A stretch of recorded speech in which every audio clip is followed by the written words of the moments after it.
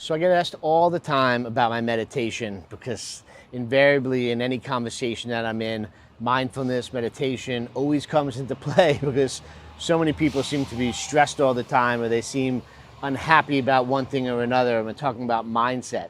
So I'm going to share with everyone the meditation that I do, and I'm happy to talk about this at any time if anyone wants to get in touch with me. So it's called 1 minute breath, and it is exactly what it sounds like. I take one breath a minute, and I do this for 31 minutes.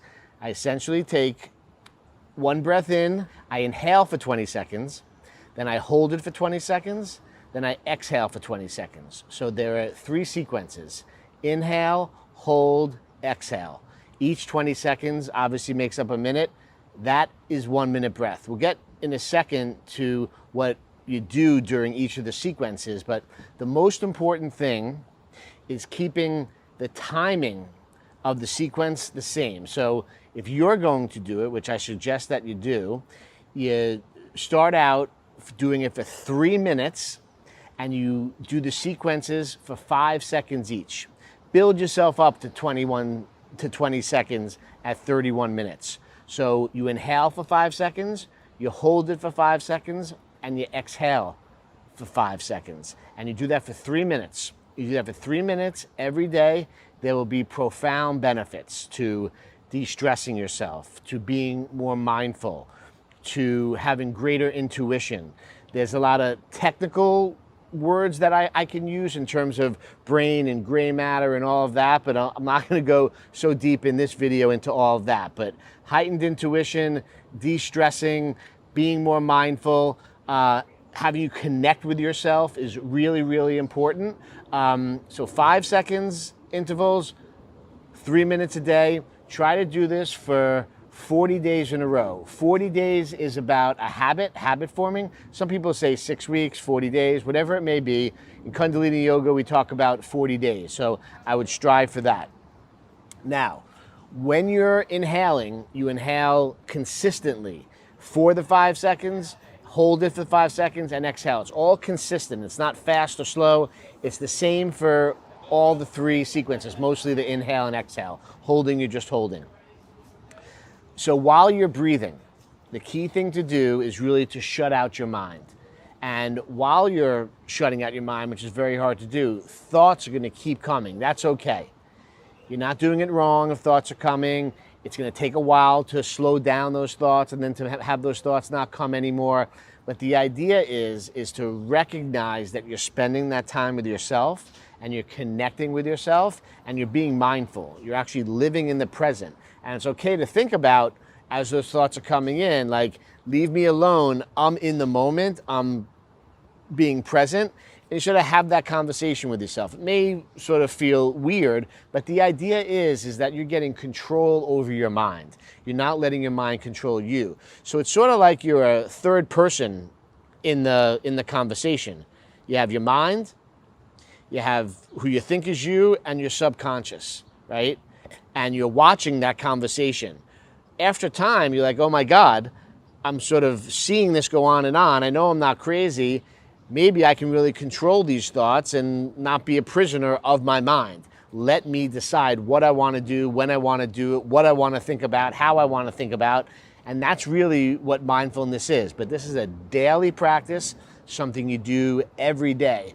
And one of the most impactful, profound things that happens when you do this every day, not only from de-stressing yourself and clearing your mind, is you end up creating space for yourself, with yourself in that process, and you create space for other people. Now that is really key, because once you start creating space for other people, that's when real kindness and mindfulness comes into play, because you start to have empathy and you start to really pay attention to other people, and that other people actually exist while you exist. And you start to open doors for people. You start to not honk horns at people. You let people cut in front of you when you're driving, right? That's all mindfulness. That's all being present.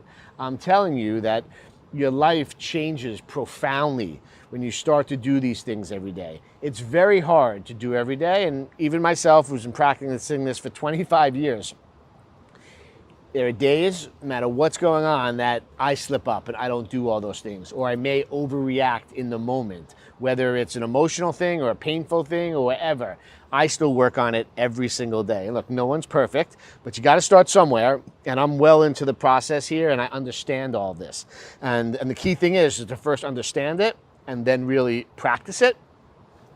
The key is consistency every single day, and keeping those sequences to those time periods. So the best time to do any meditation, yoga, working out is usually in the morning, is when people do it consistently. I wake up every day at 5 a.m. to do this. Sometimes it's earlier. It's rarely later, but that's the time that I'm able to fit it in, where I know that I do it every single day. I know it seems early, and that's probably a big excuse why people don't do any meditation, yoga, or exercise, because they can't fit it into their schedule. But this is something to fit into your schedule every single day, even if it means waking up at a time that you don't want to wake up. When you start to do it and you get past that 40 days that I've been talking about, you forget. Your body just starts to wake up. Your body needs it. I know you know the feeling, because everyone at some point in your life has worked out before. And once you go 3 or 4 days, like, your body starts to need it. It's all chemically driven inside of you. Same thing happens with meditation. You're going to want to do it again during the day, and there's nothing wrong with doing it twice or 3 times. But, if you put it off to the next day, just to make sure you do it, 5 a.m., anytime between really 4 a.m. and 7 a.m. in the morning is really the best time to do it. I've been doing this particular practice, 1 minute breath, for about, I think it's a little over 1,600 days in a row. I first set out to do this for 1,000 days. That was my initial commitment, was 1,000 days. And I reached that 500 or 600 days ago, whatever it may be. And this is something I'm gonna do every day for the rest of my life. I do other things in that morning practice other than just this 31 minutes of 1 minute breath, but I've been meditating since I'm 25 years old.